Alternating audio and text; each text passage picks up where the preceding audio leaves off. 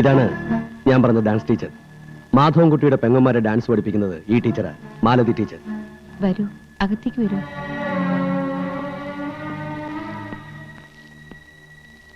നമ്മൾ പറഞ്ഞ കാര്യങ്ങളൊക്കെ ടീച്ചറാണ് ഏറ്റിരിക്കുന്നത്. അവരെ മൂന്നാളെയും വീട്ടിൽ നിന്ന് ഇറക്കിക്കൊണ്ടുവരുന്നതും ലോഡ്ജ് മുറികളിൽ എത്തിക്കുന്നതും ടീച്ചറായിരിക്കും. ആലോചിച്ചിട്ട് പേടിയാവുന്നു.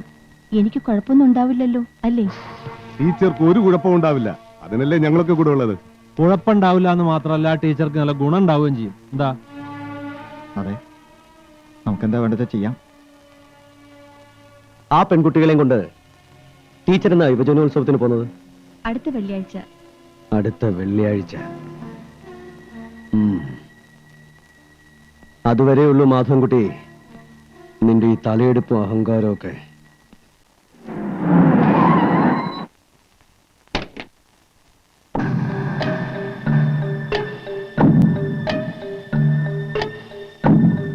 വരൂ.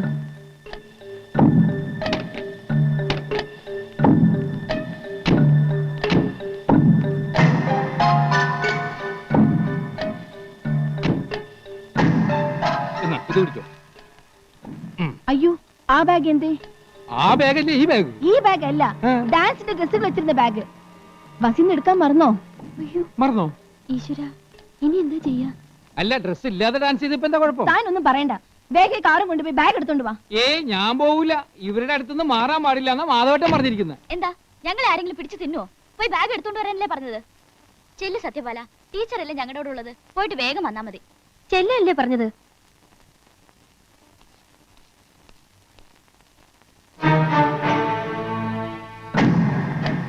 വരൂ.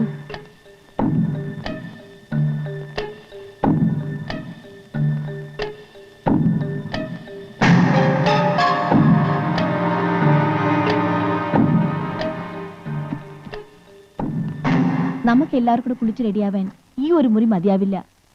ഞാൻ താഴെ പോയി വേറെ മുറികൾ കിട്ടുമെന്ന് അന്വേഷിച്ചിട്ട് വരാം.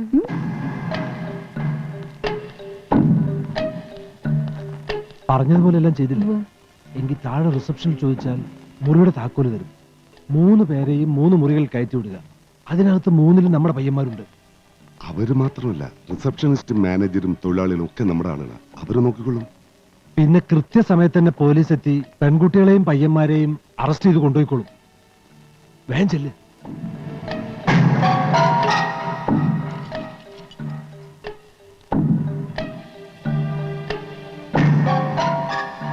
ആ വണ്ടി എടുക്ക.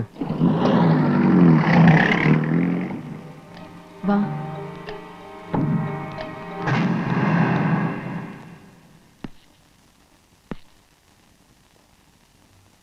എങ്ങോട്ടാ നീ ഇവരെ കൊണ്ടുപോകുന്നത്? അച്ഛാ, ഇത് ഞങ്ങളുടെ ഡാൻസ് ടീച്ചറാ. ഞങ്ങളെ ഡാൻസ് മത്സരത്തിന് വേണ്ടി കൊണ്ടുവന്നതാ. ഈ പോർക്കാ നിങ്ങളുടെ ടീച്ചർ? ഏയ് മിസ്റ്റർ, കുറച്ചുകൂടി മാന്യമായി സംസാരിക്കണം. നിനക്ക് മാന്യത വേണല്ലേ? എന്നാ പിടിച്ചടി മാന്യത.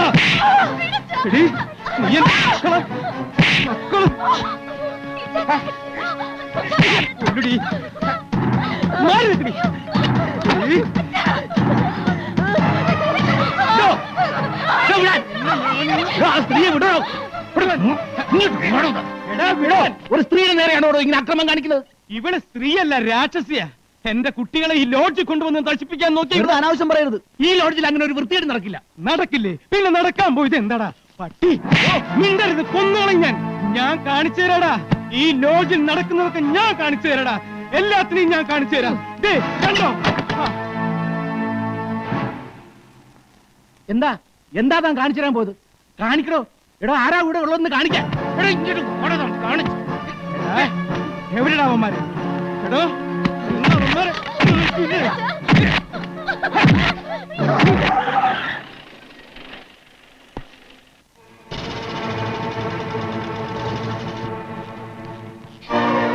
എന്താ ഉണ്ടായത്?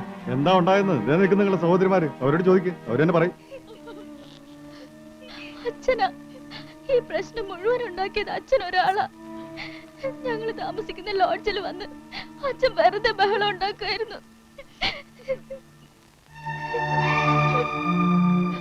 ഡാൻസ് മത്സരത്തിനൊന്നുമല്ല, ഞങ്ങള് ചീത്തയൊക്കെ കൊണ്ടുവന്നാണെന്ന് പറഞ്ഞു ടീച്ചർ അച്ഛൻ ഒരുപാട് തല്ലി. മോനെ മാധവൻകുട്ടി ഇവര് പറയുന്നൊന്നല്ല സത്യം. നിർത്ത്. ഞാൻ പറയുന്നു കേട്ടിട്ട് നിർത്താനല്ലേ പറഞ്ഞത്? എന്തിനാ ഞങ്ങൾക്ക് ഇങ്ങനെ ഒരു അച്ഛൻ? ഞങ്ങളെ നോക്കണ്ട, ഞങ്ങൾക്ക് വേണ്ടി ജീവിക്കാൻ വേണ്ട, ഞങ്ങളെ ജീവിക്കാൻ വിട്ടാ മതി, മനസ്സമാധാനമായിട്ടൊന്ന് ജീവിക്കാൻ.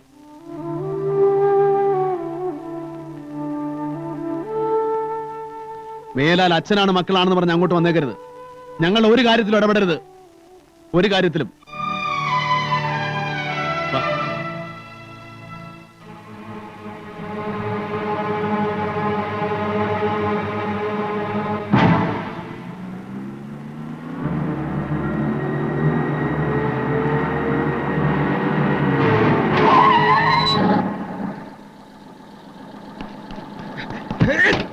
എടാ നായേ, എന്റെ പെൺമക്കളുടെ ജീവിതം നീ നശിപ്പിക്കുമല്ലടാ.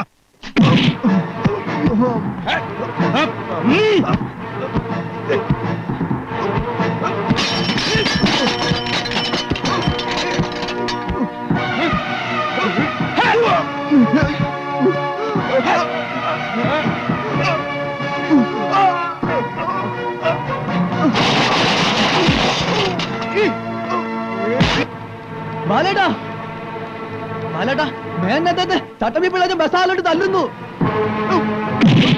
നിന്നെ ഞാൻ കൊല്ലുടാ.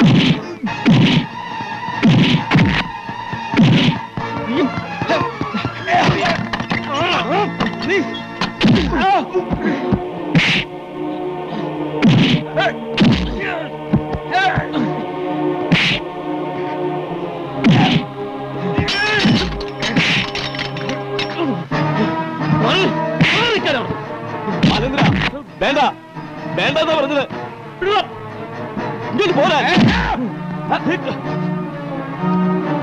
എടോ, മേലാൽ തന്റെ ചട്ടമ്പിത്തരം എന്റെ അച്ഛന്റെ അടുത്ത് എടുത്തോണ്ടല്ലോ. എന്റെ ഭാര്യയുടെ അച്ഛനാണെന്ന് ഞാൻ നോക്കൂല, കൊന്ന് പാടത്തിടും. അതിനു മുമ്പ് നിന്റെ അച്ഛന്റെ ശവം ഞാൻ പാടത്തിടറാ. വിടറാ, വിടറാ, എന്നെ വിടറാ.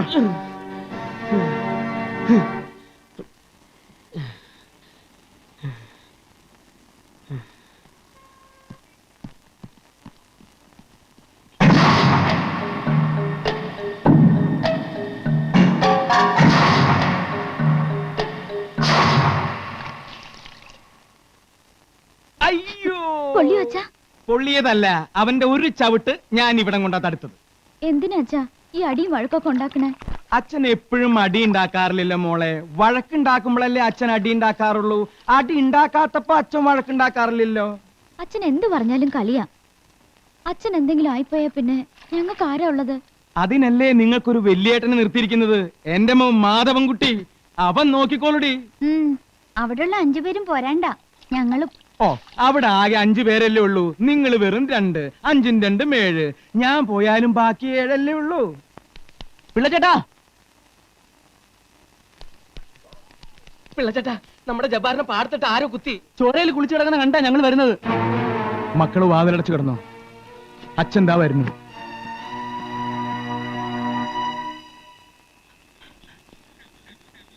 ജബ്ബാറേ,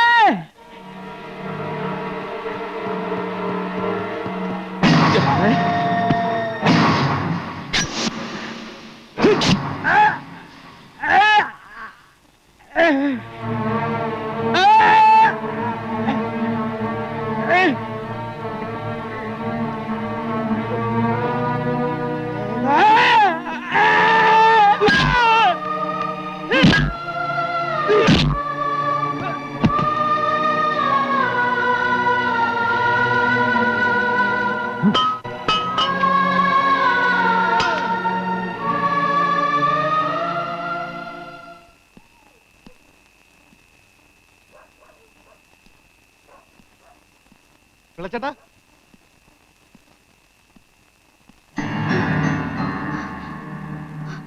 അയ്യോ, ജബ്ബാർക്കയോ? അച്ഛൻ കിടന്നോ മക്കളെ? ജബ്ബാർക്കയെ പാടത്തിട്ട് കുത്തിന്നും പറഞ്ഞ് ആരോ വന്ന് അച്ഛനെ വിളിച്ചോണ്ട് പോയല്ലോ. ചതിച്ചോ റബ്ബേ?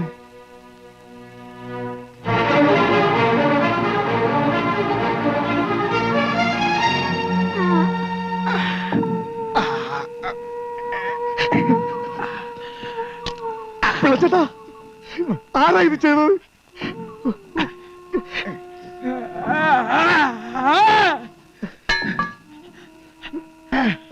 പിള്ളച്ചേട്ടാ ആരാണ് ഇത് ചെയ്തതെന്ന് പറ വേണ്ട, എനിക്ക് പറയാൻ ഒരാളേ ഉള്ളൂ. എന്റെ മോൻ മാധവൻകുട്ടി. എന്റെ മാധവൻകുട്ടിയുടെ അടുക്ക കൊണ്ടുപോകും. അല്ല പിള്ളച്ചേട്ടാ, നമുക്ക് ആശുപത്രിയിലേക്ക് പോവാം. എനിക്കൊരു ആശുപത്രിയിലും പോണ്ട. എനിക്കെന്റെ മാധവൻകുട്ടിയുടെ അടുക്ക പോയാ മതിന്ന്. ഞാൻ കൊണ്ടുവരാം പിള്ളച്ചേട്ടാ മാധവൻകുട്ടി. ആശുപത്രിയിൽ ഞാൻ കൊണ്ടുവരും മാധവൻകുട്ടി. നമുക്കിപ്പോ ആശുപത്രിയിലേക്ക് പോവാം.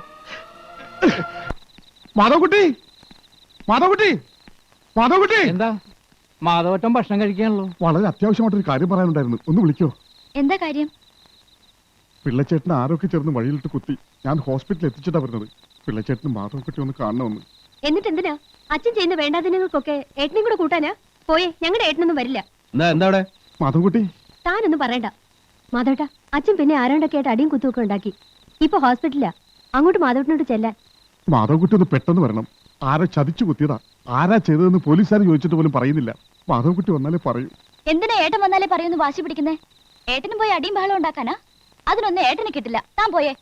അങ്ങനെ പറയരുത്. തന്നോട് പോകാനല്ലേ പറഞ്ഞത്?